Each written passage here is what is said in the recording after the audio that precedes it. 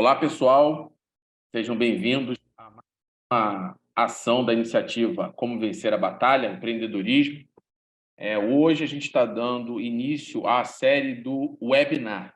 Então, qual é o objetivo do webinar? O webinar é para trazer um conteúdo de uma maneira mais didática, prática, enriquecendo ainda mais o cast, onde que nós temos as gravações, que a gente tem um convidado, e tem aí um bate-papo, onde que o objetivo é levar insights, né, trazer ideias para que vocês possam aplicar em seus negócios, em suas áreas, né, áreas que vocês sejam gestores. Então, hoje, na visão do webinar, a gente está aumentando o detalhe, vamos dizer assim, e enriquecendo ainda mais o conteúdo do cast.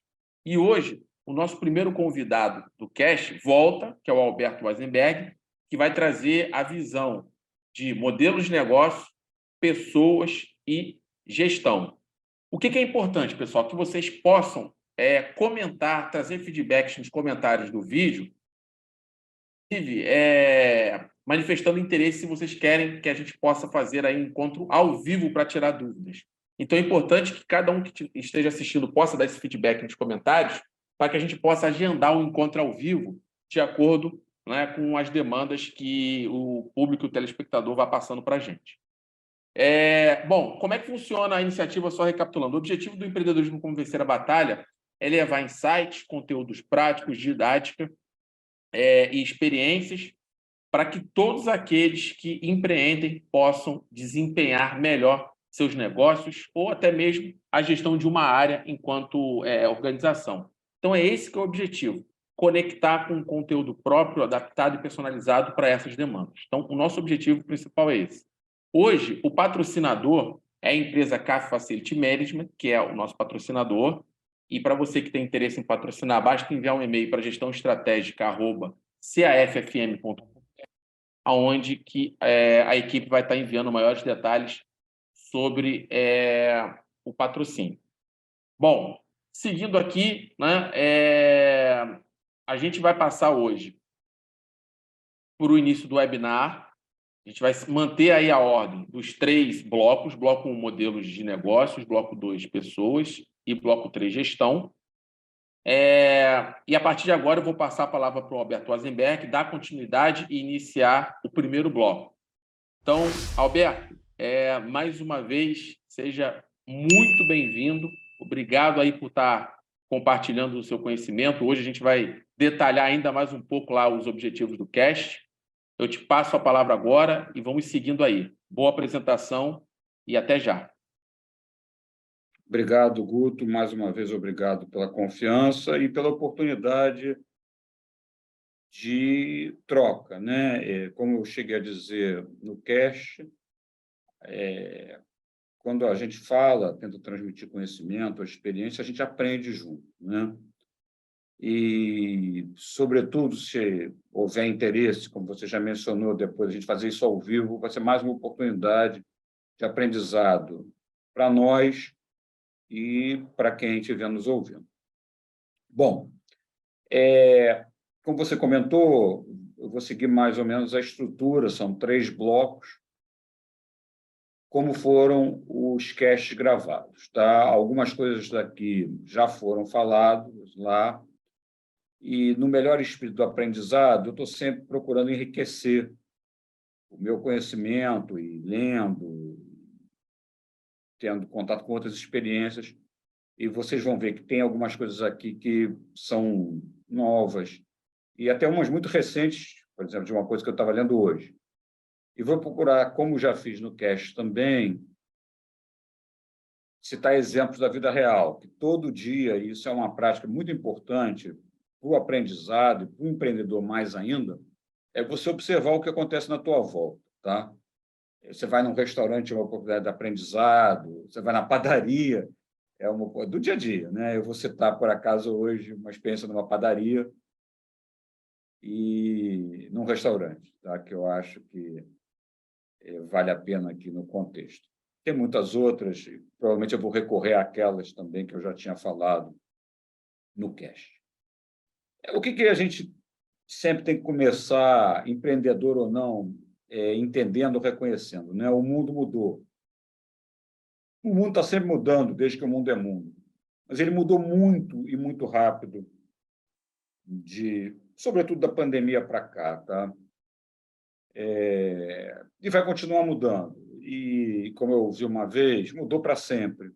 Ele não volta a ser aquele mundo. Não adianta a gente achar, por diversas razões, e isso não é só no Brasil, que a gente tinha antes. Tá? O jornal de hoje fala de objetos voadores não identificados sendo abatidos. Há algum tempo atrás, ia dizer que isso era ficção científica, né? É isso. ET, não é nada disso, não. Então, todo dia tem uma novidade, eu já não sei mais o que é Netflix, o que é realidade. E é importante a gente ter que ter essa consciência, porque, sobretudo para quem faz negócio, tem que fazer o tempo todo essa leitura do que está acontecendo em volta. Tem, porque ela vai afetar o negócio, vai afetar o teu cliente, vai afetar você, os teus empregados, todo mundo. E a tal da incerteza que eu estou colocando aqui e da complexidade. E aí vem a palavra da moda, né, que é a resiliência. É a tua capacidade, nesse quadro complexo, confuso, muita incerteza, você reagir e sair até melhor. É fácil de dizer, muito difícil de fazer, mas a prática mostra que é muito possível. Para quem não conhece, até ouviu falar muito, né? Hoje em dia está na moda falar da tal da agilidade, que não é fazer as coisas rápido. Pessoal de projeto, você é uma pessoa de projetos, trata muito esse tema, mas eu quis resumir o seguinte: rápido ou não rápido, esse ambiente exige decisão rápida, tá? Essa tem que ser rápida. Parou muito para decidir, reconheceu que tem um problema, o que eu vou fazer? Demorou uma semana, 2 semanas, 3 anos, você vai se atropelar pelos acontecimentos. Não dá mais tempo para isso. Você tem que ser muito eficiente, o que não quer dizer que você só deve olhar para custo. A gente falou isso no cash. Olhar só para custo, reduzir custo, reduzir custo, reduzir custo, é tipo bulimia ou anorexia. Sabe como é que é? Você vai emagrecer, emagrecer, emagrecer, e infelizmente vira doença. Fazendo uma comparação com o que acontece com o ser humano. Finanças está muito ligado nisso e vai junto. Você precisa olhar constantemente custo, receita, caixa. Não dá para abrir negócio sem ter uma boa noção de finanças. E no Brasil, de tributos, tá? No Brasil em particular. Tecnologia, não dá mais para fugir disso. O negócio mais simples de Pix, até os pedintes, né, na rua usam Pix. Isso não tem jeito. E tem um aspecto em particular da tecnologia, que é a facilidade de coletar dados. E nada melhor para melhorar o negócio do que você ter dados dos clientes, dados de compras, dados do comportamento e feedback. Tá? É muito comum. O supermercado onde eu faço compras já tem isso há muito tempo, mas eu nunca vi ele fazer uma oferta personalizada. E vários outros lugares pedem o teu CPF, drogaria, e está fazendo um banco de dados do teu perfil de consumo, né? E é assim mesmo, esse é o mundo. O que ele vai fazer com isso, eu não sei. Tem que ser tratado para o bem. Atenção ao modelo de negócio, a gente vai falar isso. Reputação fundamental, não é mais o mundo de poluir o ambiente, jogar a embalagem fora, sem reciclar. Não é isso, é o tal do ESG. Esse não é muito foco, eu só quis deixar aqui, que é o Environment, Meio Ambiente e Sociedade, está em inglês, né? Governança. É conhecido pela sigla, depois a gente pode falar sobre isso. Pessoas e relações é tudo, não é à toa que está em vermelho. Olhe para os números, mas primeiro olhe para as pessoas. Olha para a pessoa, o número melhor. E é um mundo de aprender e melhorar. E aí, né? Outra interrogação, o que eu faço? Primeira coisa que eu diria, né, para o empreendedor é ele fazer antes. Tem várias razões para a pessoa empreender, né?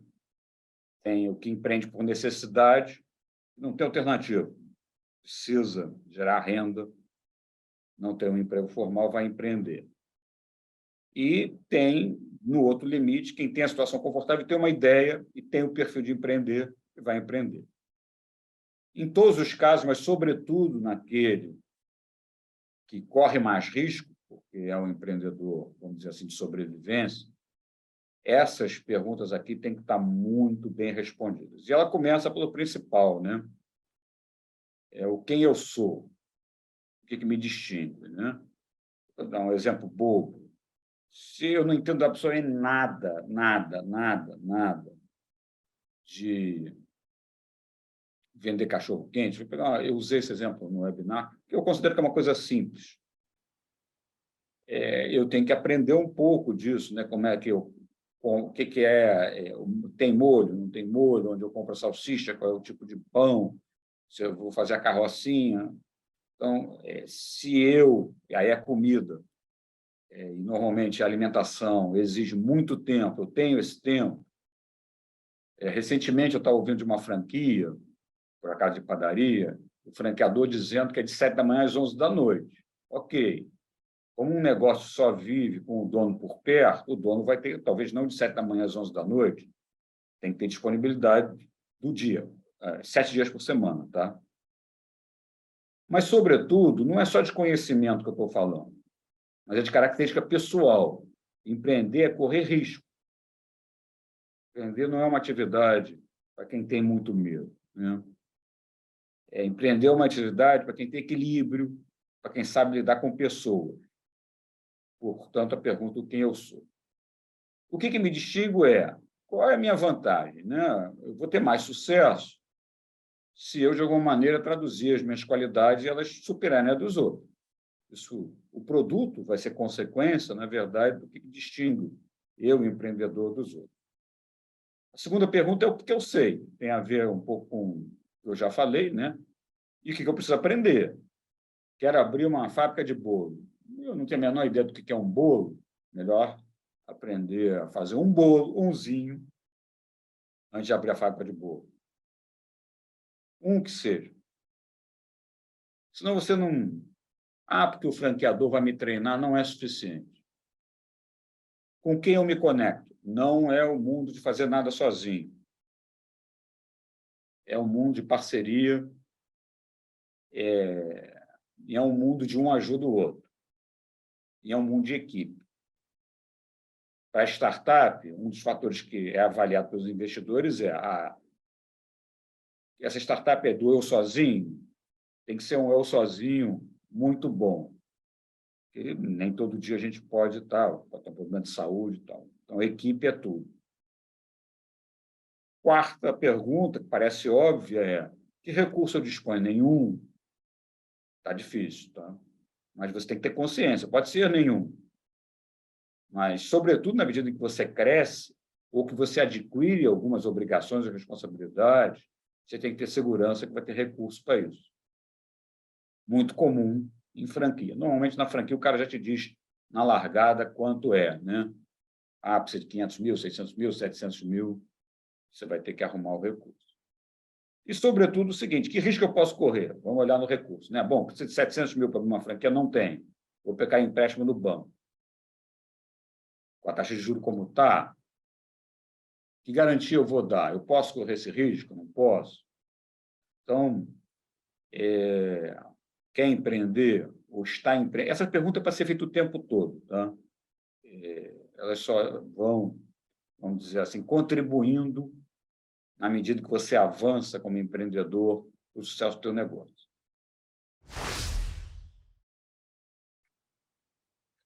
Ligado ao que eu acabei de dizer, não vou ser repetitivo, está sendo colocado de outra maneira, mas eu quero destacar, sobretudo, aqui os 2 pontos em vermelho.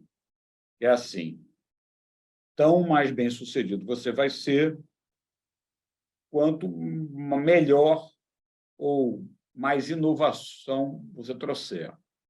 Se você for fazer alguma coisa que todo mundo já faz, faça melhor. Se você vai fazer alguma coisa que ninguém faz, tenha convicção do valor que você vai trazer com aquilo, né?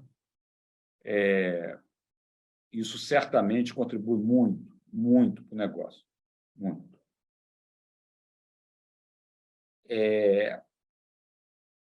como eu acabei de dizer, entendido o que você quer entregar, produto ou serviço, uma coisa que muitas vezes se esquece é como é que eu meço isso? Eu vou falar mais na frente, mas gestão é métrica, é controle. Gestão não é só controle, mas se você não mede, você vai gerir o quê? Então, de novo, né? O exemplo da carrocinha do cachorro-quente.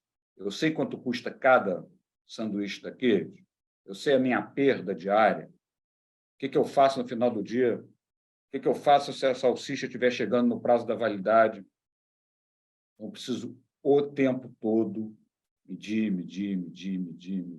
ter indicador para isso. Isso exige, claro, primeiro, atenção, mas exige também algum estudo para saber o que você vai medir. Vai medir tudo, né? Porque, no final, você não vai se perder nos números. A ciência está em saber o que você vai medir, o que é importante, e reagir ao que o número vai te dizer, né? Que é fazer as correções ou os progressos que a informação que está no número te dá.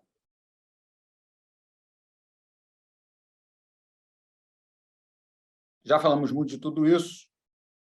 A questão dos dados está aqui em negrito. É fundamental. E esses dois, eu ainda não tinha falado do feedback, quero dar força a ele aqui. Eu fico impressionado como, nos exemplos do dia a dia, né? O restaurante, a padaria, os lugares que eu vou. Quando você compra num website, muitos deles, comércio eletrônico tem isso, pedem feedback, mas eu tenho a sensação que ninguém lê aquilo. Mesmo quando tudo dá errado, não vejo... Isso não é difícil, né? Poderia ter uma mensagem dizendo, não, seu feedback está sendo tratado, ainda mais com a automação que tem hoje em dia. Então, ouvir o cliente, que é isso que eu estou chamando de feedback, e, sobretudo, reagir ao feedback, não adianta perguntar qual é a sua opinião e esquecer da opinião. É fundamental. E eu falei do cliente, mas não tem só o cliente nesse jogo. Os empregados, né, os teus colaboradores, os teus sócios, os membros da direção da tua empresa, junto com você, precisam receber e dar feedback. É isso que faz a gente ir para frente. E bato de novo nesse ponto, o mundo é de relacionamentos, de parcerias, de compartilhar, de colaborar. Sem isso, não é mais o mundo do eu. É o mundo do nós. Com isso tudo, esse é o nosso objetivo, né? Negócio não progride com improviso. Aliás, improviso é uma coisa que, até dentro da própria casa, né? Começa a improvisar muito. Essa torneira está vazando, dá uma engatilhada, vai chegar uma hora que você não vai conseguir mais tomar banho, porque os vazamentos são tão grandes, as torneiras pararam de funcionar. Então, o improviso, aquilo que você faz para te dar a sensação que você está resolvendo o problema, você está adiando o problema, uma hora você vai ter que resolver. Então, quer começar um negócio?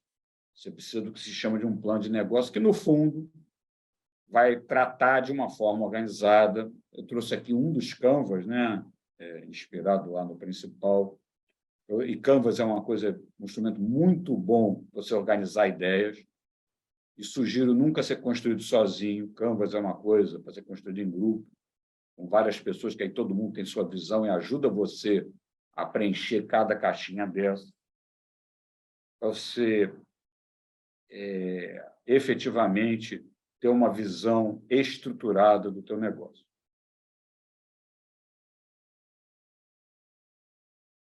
Tem um autor, eu cito ele aqui, eu gosto muito, está no rodapé, tá? É o Simon Sinek. Ele tem um livro, e ele pode olhar no TED, no YouTube, tem um livro para quem quiser ler, mas isso está resumido em TED Talk, em YouTube, que é o Comece pelo Porquê. E eu vou resumir aqui a mensagem, não vou entrar muito no detalhe disso, mas isso é assim: quer começar a fazer alguma coisa na vida? Pode ser uma dieta, praticar um esporte, trocar de emprego ou um negócio. Se pergunte por que está fazendo aquilo. Quanto mais claro isso estiver para você e para os envolvidos, mais chance você vai ter de sucesso, tá? Não comece nunca pela solução. Se for um negócio, teu negócio não é desenvolver um aplicativo. Teu negócio é, bom, se o aplicativo for para relacionamentos, uma coisa que me ocorreu agora. Teu negócio não é o aplicativo, teu negócio é facilitar relacionamento. Se o aplicativo for para reservar hotéis, teu negócio não é o aplicativo, teu negócio é no ramo de turismo, de negócios ou de entretenimento, né, de férias, facilitar a hospedagem, e por aí vai. E, quando você pensar nesse porquê, melhor será se ele tiver alguma coisa ligada a um propósito, né? O que hoje em dia se chama de propósito? É o que transcende o que tem um negócio puro, normalmente ligado a causas maiores, como, por exemplo, meio ambiente. Então, estou lançando um produto novo, por exemplo, que seja um alimento, é livre de corante, tem substâncias tóxicas, a minha embalagem é reciclável, ou seja, eu estou contribuindo por uma coisa maior. Sobretudo, as novas gerações valorizam muito isso.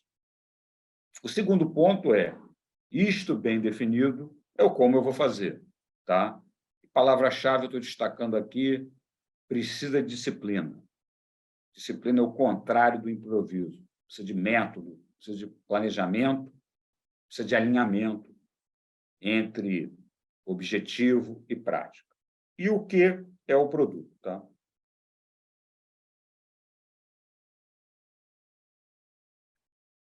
Já falei muito do porquê, muito, mas o que o empreendedor, de um modo geral, vai empreender para um cliente, né? E eu não estou falando só do empreender para ter lucro. Posso ser uma ONG, mas eu tenho que gerar receita para pagar minha despesa. Senão, mesmo como ONG, não vou sobreviver. E eu tenho que entender esse meu cliente, tá?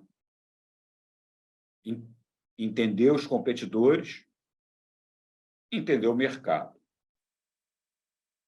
E lembrando lá do meu primeiro slide, começa por se entender e depois entender os outros.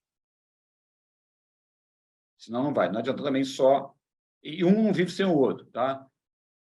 Para entender o cliente, e eu vou falar isso um pouco mais para frente, mas já vou adiantar, você precisa ter empatia.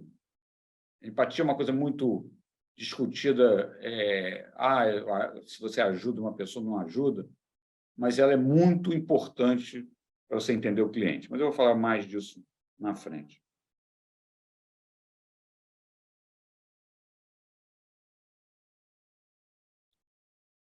No como? Precisa de um plano. O plano de negócio é o teu primeiro plano, mas depois você vai ter que ter um plano de ação, né? Que traduz aquilo do que você colocou no plano de negócio, e depois você vai ter vários planejamentos e planos de ação, do negócio mais simples ao mais complexo. Você precisa ter objetivos claros, você precisa ter meta. Como eu falava antes, você precisa medir, mas para medir você tem que ter meta. Bom, preciso vender, eu gosto sempre do exemplo do cachorro-quente, que eu acho que ele é o mais simples. Preciso vender 50 cachorros-quentes por dia, senão eu não pago o custo de eu estar ali. Preciso de 70 cachorro-quentes para pagar o aluguel da minha casa, 90, e por aí vai. Tá? Eu tenho que ter uma meta e depois eu tenho que medir isso. Preciso ter disciplina. Negócio não existe sem disciplina, que é o contrário do improviso. E, como eu já falei e reforço, a palavra-chave é acompanhar. Tem um ditado antigo, da minha época, menino, então é bem antigo, que é assim, o olho do dono engorda o boi. Não sei se você já ouviu isso, balança a cabeça se você já ouviu. Conhece esse ditado? É antigo pra caramba. O olho do dono engorda o boi. É verdade. E eu vou citar um exemplo mais na frente. Vou citar logo. Eu compro pão numa rede de padarias que tem aqui perto onde eu moro, e eles começaram com uma proposta inovadora que deu certo, é aquele pão de fermentação natural.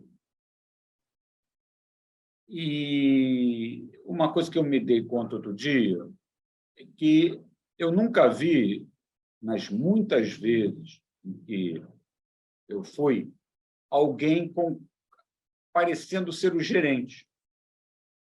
Eu já fui em horários os mais diversos, tá?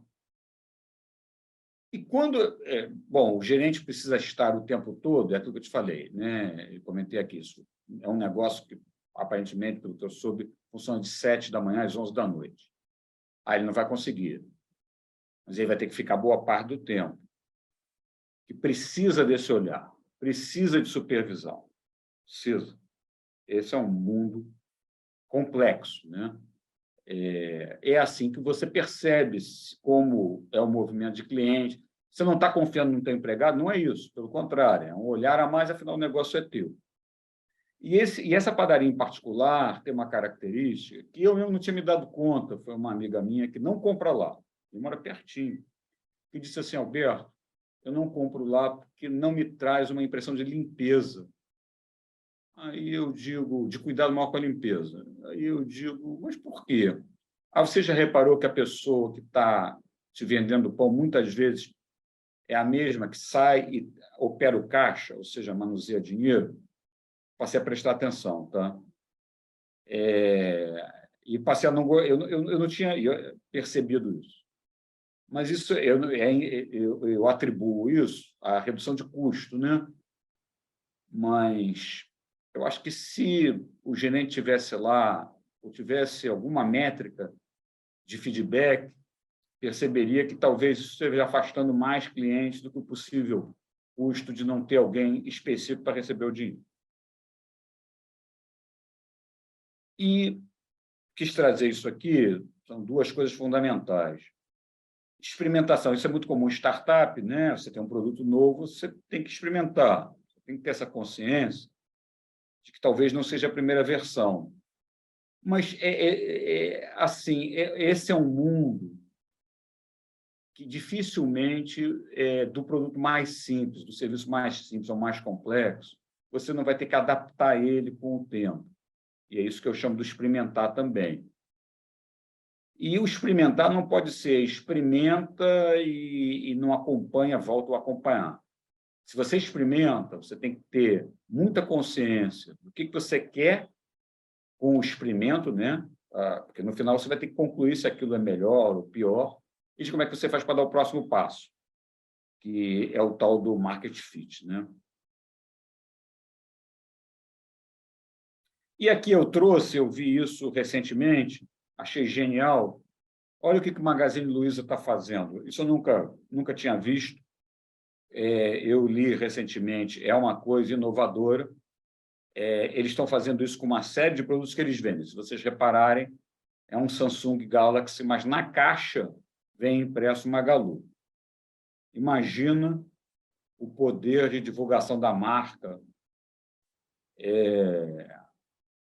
quando chega em casa, né? Porque essa embalagem, às vezes, você guarda a embalagem, por uma série de razões, né? Vem, às vezes, um carregador, o que quer que seja. Quando não tem só Samsung, tem o Magalu associado, né? Achei isso genial. E eu não tenho uma imagem aqui, mas vale a pena, eu deveria ter colocado. Tem uma empresa europeia, portuguesa, que vende papel higiênico colorido, de todas as cores que você pode imaginar. É um exemplo de inovação. Eles vendem bem, tá? A cor que mais vende é preto, que é considerada uma cor chique para colocar em banheiro. Eu nunca tinha pensado nisso. Isso tem a ver com criatividade. Na coisa, vamos dizer assim, mais simples do mundo, que é papel higiênico, né? Como é que alguém pensaria em inovar com papel higiênico? Eles conseguiram inovar com papel higiênico. Inovação não tem limite. Agora dá para você ser estimulado. Resumindo um pouco, eu gosto das representações gráficas, né? Agora falando do como, de baixo para cima, o como começa com pessoas e com liderança, a gente vai falar disso depois. O como precisa de inovação, acabei de falar nisso, de colaboração e relacionamentos. É sustentado pelos processos, ou seja, como é que as coisas se dão no dia a dia, pelas atividades. Precisa de tecnologia, precisa de dado. Guiado pelo quê? Por uma estratégia, por metas, por objetivos. E o tempo todo, na esquerda, procurando aprender, e o tempo todo, à direita, tendo que se adaptar, porque não é mais o mundo de ficar parado, você vai ser atropelado. Esse é o nosso primeiro bloco. O nosso próximo bloco vai tratar de pessoas. Agora abro para o meu amigo Carlos aqui, para eventuais comentários ou dúvidas, para a gente enriquecer um pouco o que a gente tratou aqui até agora. Obrigado pela atenção de vocês. Roberto, obrigado aí pela explanação do primeiro bloco. Eu queria só trazer um ponto que eu achei bacana no início da apresentação, onde você ressalta, né, a importância, principalmente daquele ou daquela que empreende, de um gestor, está muito a incerteza, né? Até porque a incerteza ela vai muitas vezes influenciar na tua jornada, no seu caminho, na sua operação diária, de acordo com os acontecimentos, como você bem falou. Qual, assim, olhando, né, a importância de ter um modelo de negócio bem definido, como é que você vê essa importância de cruzar um modelo de negócio bem definido com incerteza? E pegando aquelas perguntas-chave que você colocou sobre o negócio, que eu acho que talvez aí seja um possível solução que a gente pode chegar aqui à conclusão, eu compreendendo bem, na vírgula, o meu negócio, você consegue correlacionar isso com uma capacidade criada de navegar com incerteza? Essa seria a minha primeira pergunta. Nós temos mais duas. Assim, Guto, você lida com isso, a gente lida com incerteza todo dia, né? Quem imaginaria, por exemplo, o que aconteceu, sem entrar no mérito das causas, com um americano, seja para os empregados, seja para os fornecedores. Eu fico imaginando se eu fosse um fornecedor de Americanas, do marketplace, o fornecedor de chocolate. Americanas é o maior vendedor de chocolate, sei lá, do Brasil, da América Latina, do mundo, sei lá. Você tem independência, né? Mas é assim, só tem um jeito de lidar com incerteza. Você tem que estar preparado para ela, você tem que ter um perfil. Eu não tenho um perfil muito de empreendedor, porque eu não sei lidar bem com incerteza ligada a negócio. Talvez se algum dia se eu tiver que empreender por necessidade, eu vou ter que desenvolver a minha capacidade, a minha tolerância à incerteza. Então, você tem que buscar uma maneira de reduzir a incerteza. Você tem que, primeiro, conviver com essa incerteza, que é aquela coisa do me conhecer, né? Então, tem que trabalhar isso primeiro internamente. E depois você tem que, vamos dizer assim, analisar a situação, aí é aquela coisa mais, vamos chamar de técnica, e de onde vêm as fontes de incerteza. Vou dar um exemplo, o do simples, eu gosto do exemplo da carrocinha de cachorro-quente. Eu vou parar a carrocinha em algum lugar, né? Qual é o fator de incerteza principal? Alguém vai comprar o meu cachorro-quente? Não sei, até você botar a carrocinha ali, você não vai saber. Então, se eu tivesse que colocar uma carrocinha de cachorro-quente, depois eu vou pegar um exemplo mais complexo, tá? Eu vou para o ponto, eu vou nos lugares que eu começo eu acho que tem muita gente circulando, sobretudo na hora do almoço, cachorro-quente é uma coisa mais de hora do almoço. Então, é o centro do Rio. No centro do Rio, onde é? É na boca do metrô. Na boca do metrô, eu nunca vi ninguém vendendo cachorro-quente. Aqui em Ipanema, onde eu moro, eu já vi vendendo esfirra. Mas no centro, por exemplo, ali na Uruguaiana, eu já vi vendendo bolo de manhã. que é uma coisa mais do café da manhã, a pessoa está saindo ali e tal. Então, quer lidar com incerteza? Primeiro trate a você precisa tolerar a incerteza, e depois não tem jeito. Você tem que olhar para o problema e ver assim, o que eu sei e o que eu não sei. Do que eu sei, está bom. Do que eu não sei, eu tenho que descobrir de algum jeito. E um fator primordial, que tem, como eu falei, nesse mundo que a gente vive, que muda todo dia. Eu tenho que ficar com o olho aberto o tempo todo, eu, empreendedor. Tem que ler jornal, tem que ver televisão, tem que ficar lá no negócio, na padaria. Tem que estar lá. Como é que você vai saber se o cliente que entra está sendo bem tratado? Ele pode não estar sendo bem tratado. Se o fluxo aumentou, se o fluxo é mais no início do dia, no fim do dia. É o jeito de lidar com incerteza, com dado, com observação. Em projeto, né, incerteza é ligada a risco. E tem método para isso. Né? Tem. Quando eu falo de disciplina versus improviso, e é uma característica minha, eu, antes de qualquer coisa que eu faça, eu procuro ler, procuro entender, e, de um modo geral, é uma característica minha, não diria que todo mundo tem essa questão, eu procuro entender em profundidade. Tá? Eu tento fazer sozinho, por uma característica pessoal, mas tem muito recurso hoje, gravado, YouTube, você pode absorver conhecimento que reduz incerteza. Não sei se respondi a tua pergunta.